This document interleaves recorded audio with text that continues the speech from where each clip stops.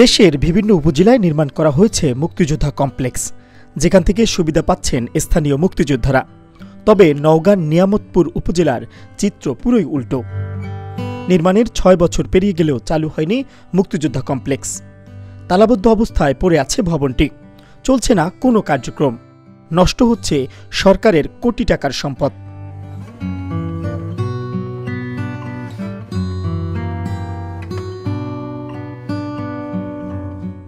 সরজমিনে গিয়ে দেখা গেছে অর্ধ লক্ষাধিক টাকার বিদ্যুৎ বিল বকেয়া থাকায় বিচ্ছিন্ন করে দেওয়া হয়েছে সংযোগ। অযত্ন অবহেলায় নষ্ট হচ্ছে লক্ষ লক্ষ টাকার আসবাবপত্র। ভাড়া না হওয়ায় খালি পড়ে আছে রুম, ফলে সুবিধা থেকে বঞ্চিত হচ্ছেন মুক্তিযোদ্ধারা।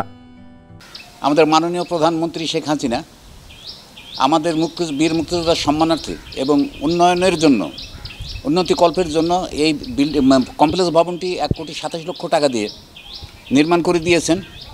কিন্তু আমরা এখন পর্যন্ত এই কমপ্লেক্স ভবন থেকে আমাদের কোনো লাভবান আমরা হতে পারি নাই, বরং বিদ্যুৎ বিল 78,600 সামথিং বিদ্যুৎ বিল বাকি থাকার কারণে বর্তমানে বিদ্যুৎ বিল বিচ্ছিন্ন আছে। আমরা অফিসার বসতে পারি না, ফ্যানগুলো সমস্ত প্রায় অকেজো। আমি বিনীতভাবে অনুরোধ জানাবো ঊর্ধ্বতন কর্মকর্তা এবং স্থানীয় কর্মকর্তাদের প্রতি অতি শীঘ্র ফ্যানগুলি ঠিক করার এবং সংযোগ দিয়ে বিদ্যুৎ বিল পরিশোধ করে সংযোগ দিয়ে কমপ্লেক্স ভবনটি পুনঃ চালু করার এবং ঘরগুলি যাতে মার্কেট আছে মার্কেটটা যাতে চালু হয় সেই ব্যবস্থা গ্রহণ যেন ওনারা করেন, তাহলে আমরা লাভবান হব। তবে উপজেলা প্রশাসন বলছে শীঘ্রই মুক্তিযোদ্ধা কমপ্লেক্সটি চালুর বিষয়ে পদক্ষেপ নেওয়া হবে, আলোচনা চলছে।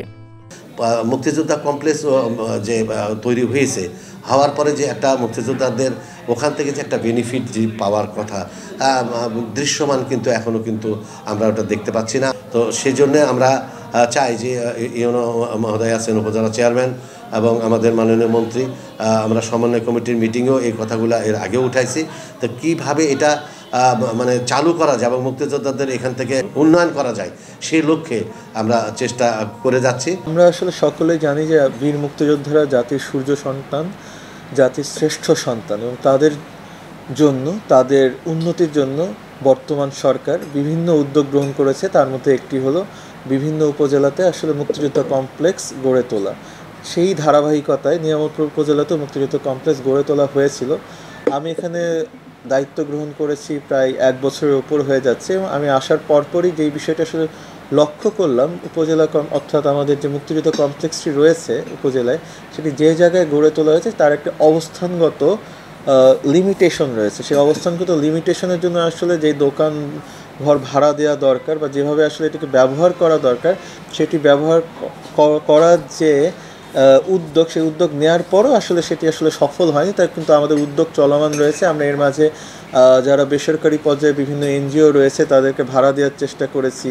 কিছু কিছু ছোট ছোট শিক্ষা প্রতিষ্ঠান রয়েছে, তারা আসলে এটি নেওয়ার চেষ্টা করেছে, কিন্তু সকলেই আসলে সরেজমিনে আমাদের উপজেলা মুক্তিযোদ্ধা কমপ্লেক্স যেটি রয়েছে সেটি দেখার পর তারা তাদের যেই উদ্যোগগুলো গ্রহণ করেছিল বা ইনিশিয়েটিভগুলো আছে সেখান থেকে পিছপা হয়েছে। কিন্তু আমাদের উপজেলা যে মুক্তিযোদ্ধা কমপ্লেক্সটি রয়েছে সেই কমপ্লেক্সকে কার্যকর করার যে প্রচেষ্টা, সেই প্রচেষ্টা জারি রয়েছে। আমরা এখনও বিভিন্ন ফোরামে বিষয়টি নিয়ে আলোচনা করছি। আমরা প্রত্যাশা করছি যদি নিয়ামতপুরবাসীর সহযোগিতা পাওয়া যায়, এখানকে যারা ব্যবসায়ী সমাজ রয়েছে তাদের সহযোগিতা পাওয়া যায়, সর্বোপরি জনপ্রতিনিধি এবং যারা এখানে বিভিন্ন সমাজসেবামূলক কার্যক্রমের সাথে জড়িয়েছে তাদের সহযোগিতা পাওয়া যায়।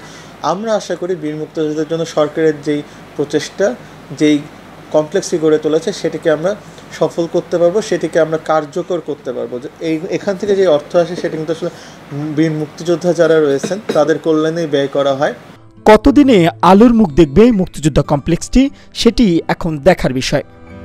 Mohammad Shafiqul Islam, Asian television.